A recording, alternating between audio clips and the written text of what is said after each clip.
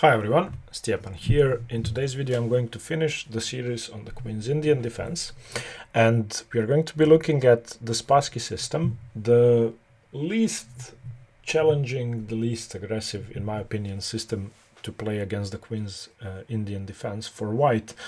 Nevertheless, it's a good opening system, it's very solid, it's very safe, it's not easy for black to equalize, and it's not easy for black to go for his typical Queen's Indian / Dutch kingside attacks. So what is this move about?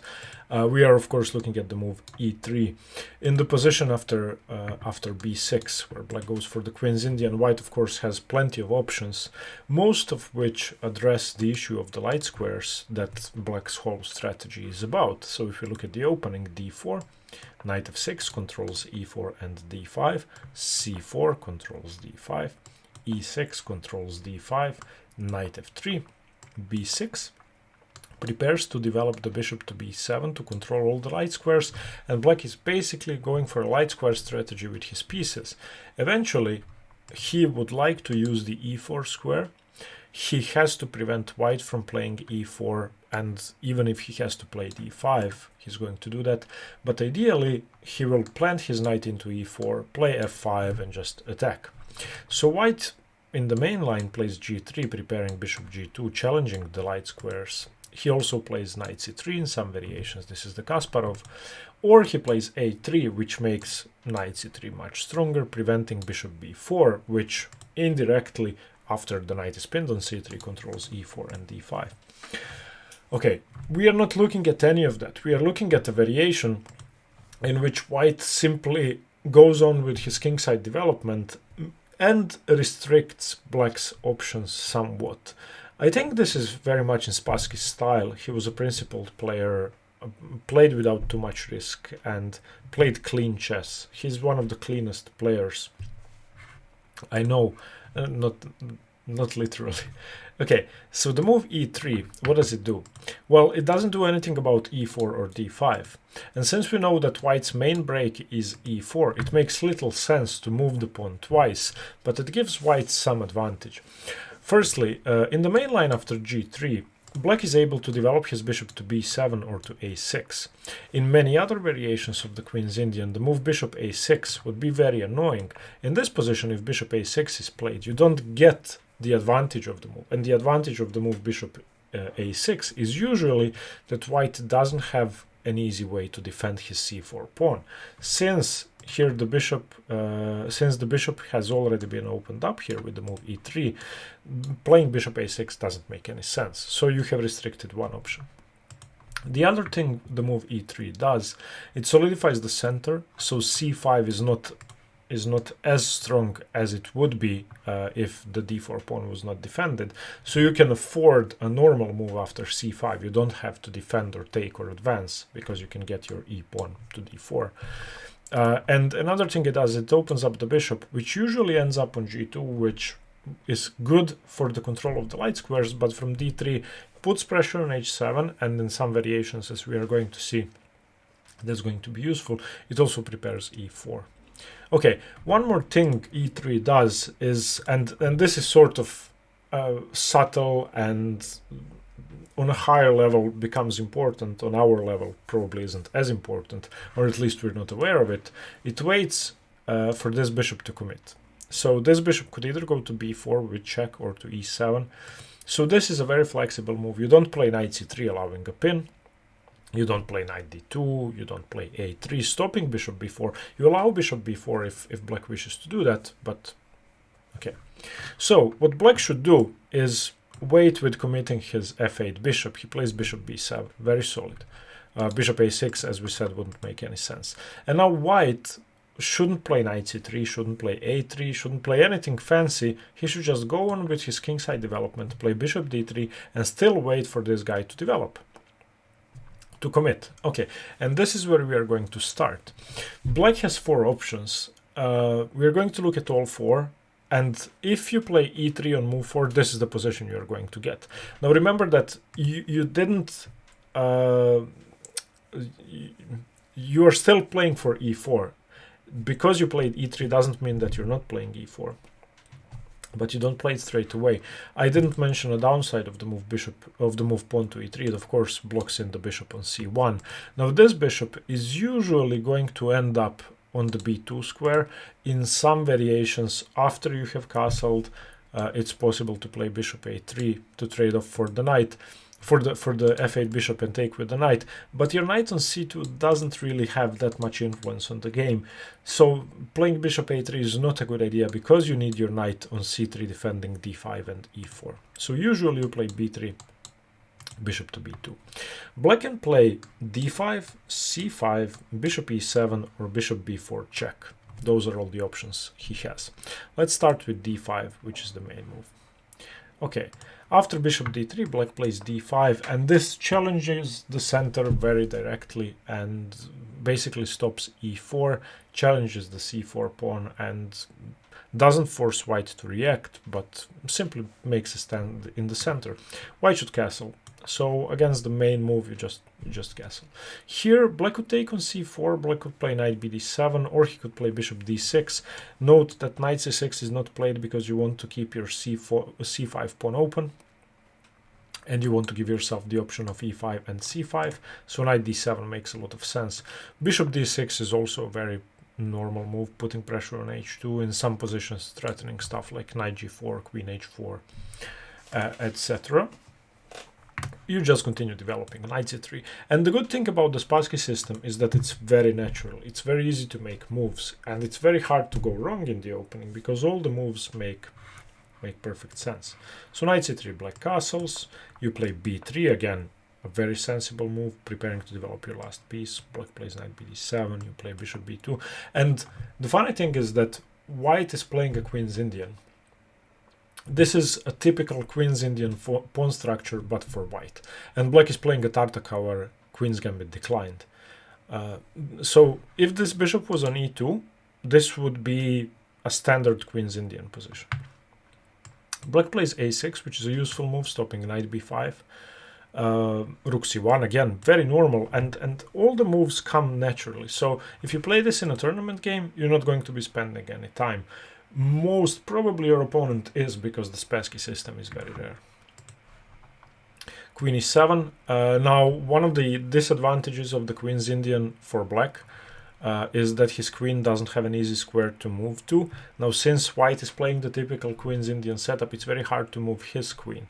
So this queen usually goes to e2, as it happens for black in the Queen's Indian with the pawn on c5. But that's not the ideal square. It does support e4, and it stops b5 and prepares some expansions on the queen side, but it's not the ideal square. White should continue with knight a4 here, which prepares the move c5. So usually the battle is going to be waged around the square c5, and black shouldn't really allow that. If white is given the opportunity to sacrifice a pawn, for example, let's play something stupid, let's say rook c8 and c5, and takes and takes and takes and takes and takes. Your bishop is of course defended, but look at this now. My bishop is open, my knight has the e5 square, my other bishop is just great. So for example, let's say I continue with knight to g5. Now I'm threatening bishop f6. If queen f6, then rook c5. I'm also threatening bishop f6, and if queen f6, then knight h7, attacking the queen. After the queen moves, I play rook c5. If the queen goes back to e7, let's just play a stupid move for black. Bishop f6, queen takes, knight h7, let's say queen to e7, defending the bishop. Now I continue queen h5, and you can basically resign. So this is a very risky position. Okay, so after knight a4, this pawn sacrifice shouldn't be allowed. When you have a bishop on b2, you want to get rid of your d4 pawn. So what black does to stop that is play dc himself, opening up his own bishop, and after bc, he plays c5 himself. And now, of course, you could take, but that would give black two monstrous bishops after takes, takes, takes, bishop takes. This bishop can never be rid of. This bishop is beautiful. Both sides have something to play for. White's pawn structure is slightly worse and should be equal, but very hard to play for both sides. So after c5, you don't take, you play knight e5. And here we come to the interesting part of the main line with d5. It's a double-edged opening, and white has to attack. Even though e3 is a very sort of calm move, and most openings after e3 end up being boring, later on in the game you will often have to play with an IQP. You will often have to use e5 as an outpost to attack from. You will often play moves like queen g4 or queen h5 or h4 h5 or g4 g5. And it's going to resemble those quick attacks you go for in the London system and similar openings. Okay, so that's d5. Let's have a look at c5 now. After bishop d3, c5 is an attempt to break open the position. Since you have a pawn on e3, that's not really a concern. This is a move played by black to delay the development of his bishop, to invite knight c3 or something. You can just castle. And finally bishop e7 is played, and now you play knight c3. And of course, if cd, ed, if they play bishop b4, you can just play queen c2, threatening h7, so this is not a pin anymore. So black plays d5. And since the center has opened, d5 is a good idea, and black wants to isolate white's d4 pawn, white's queen's pawn, and play a positional game.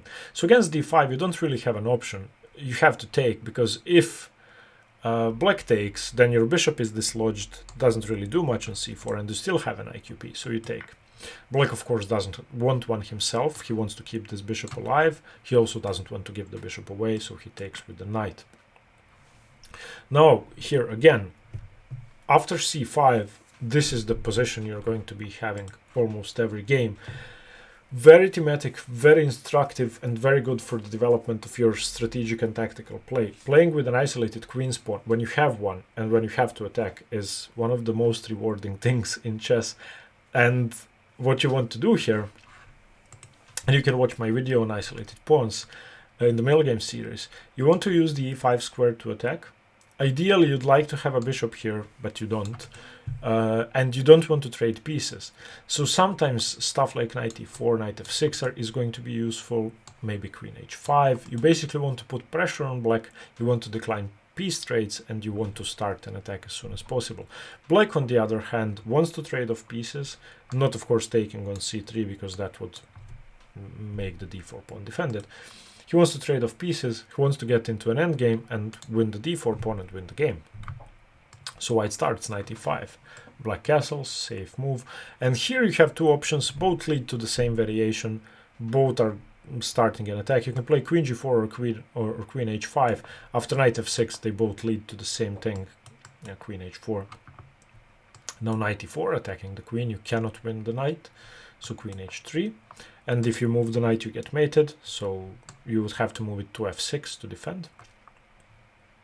Queen takes d4, a pawn sacrifice, fine. Bishop f4 defends the knight, and white has given up his pawn for an attack. And you can see that with two bishops, a knight and a queen, and with the rooks prepared to get into the game, this could become very tricky very quickly for black. Now, going into the theory of this and going further wouldn't make much sense. This is all about calculation and combinations. There isn't much theory to go on from here. There were 41 games from this position. Knight f6 was played in almost all of them, and after knight f6, knight e2 played, chasing the queen away. So obviously white has the initiative, and obviously white is a pawn down. So it just depends on your style, which side of this would you like to be on. But if black plays c5, he has to be prepared for white playing with an IQP and playing a strong tactical attacking game. Okay, let's continue with bishop e7. Bishop e7 is, I would say, the least ambitious move. Just developing the bishop. White should castle. Black castles. Now knight c3 and d5. And again, we've seen this before. We've seen this in the d5 main line. We are just transposing here. So white is going to be playing a Queen's Indian basically with his bishop on d3. Black plays at Artakower, Queen's Gambit decline setup. he should break with c5, making the position symmetrical, and after something like bishop b2, obviously the only difference is that this bishop is on d3 and this knight hasn't committed yet. So these positions tend to be very equal because these pawns get traded off.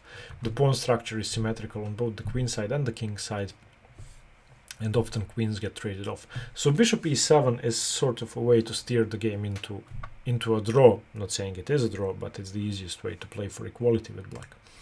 And finally, we have bishop b4, which is a bit more ambitious, which sort of misplaces the white b1 knight. You don't want to play bishop d2 because your bishop d2, because your bishop wouldn't be doing anything on d2. Even if you got it to c3, you would still have to place your knight on d2, which is an inferior square. We said you want your bishop on b2. So you play knight d2. You don't play knight c3, allowing knight e4. That would be very scary. You could give up your bishop, but you don't really want to give up your bishop. So yeah, you play knight b2, d2. And castles, d5, a3 chasing the bishop away. Black is never going to take on d2 because this is a bad piece. So bishop e7, and now you expand with b4. And this is going to be similar to what we've just seen. The difference is that the pawns are not on a2 and b3 and the bishop on b2. The pawns are going to be on a3 and b4. And again, black has to break open the position. So after c5, this is going to be very similar to what we've been looking at because the bishop dropped back. The only difference is that white managed to capture a bit more space. So after bc5, rook b1, white has a bit of annoying pressure on the b file. Both sides have a structural weakness. White's biggest issue is the c1 bishop, which could be developed with bishop to b2, which could get open after e4, d5. So all in all, e3, the Spassky system, is a quiet system for white. And most positions are going to be, well, it's going to depend on black whether the position gets aggressive or not. I don't think they are hyper aggressive in any case, except maybe c5 positions. But white has to be prepared for many strategic battles in the center, playing with hanging pawns, playing with an isolated queen's pawn, playing for one weakness for one square, playing for a quick kingside attack, playing for a queenside attack. So these positions could be quite different, and that's what makes the system interesting to play. And I think this is a very good way to fight lower rated opponents who play the Queen's Indian. Let's say you are 2200 and your opponent is 2000. Playing the Spassky system would probably get him out of his prep and confuse him, and you would be strategically and positionally stronger and win. Okay, this wraps up the series on the Queen's Indian. We are going to continue with the Dutch defense. And yeah, the intro video comes out tomorrow. Thank you very much for watching. Let me know what you think about the video and stay tuned for more chess. Bye bye.